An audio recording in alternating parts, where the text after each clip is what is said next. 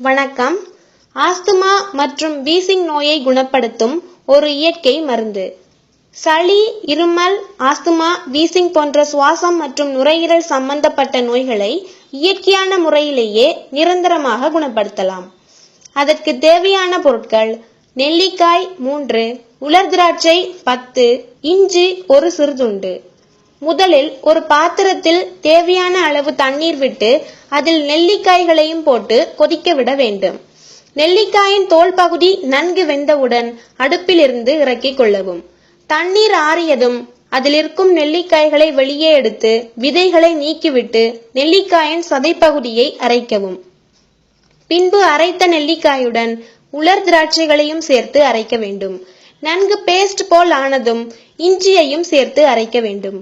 அரைத்தவற்றை ஒரு பாத்திரத்தில் சேகரித்து கொண்டு தினமும் 3 வேளைக்கு 5 கிராம் வீதம் இந்த மருந்தை சாப்பிட்டு வர வேண்டும். மருந்து சாப்பிட்ட பின்பு அதிக தாகம் எடுத்தால் வெதுவெதுப்பான நீரை அருந்தலாம். இந்த மருந்தை சளி தொந்தரவுகள் குறையும் வரை சாப்பிட்டு வரலாம். மேலும் இது போன்ற மருத்துவ குறிப்புகளை தெரிஞ்சுக்க சேனலை சப்ஸ்கிரைப் பண்ணுங்க. நன்றி.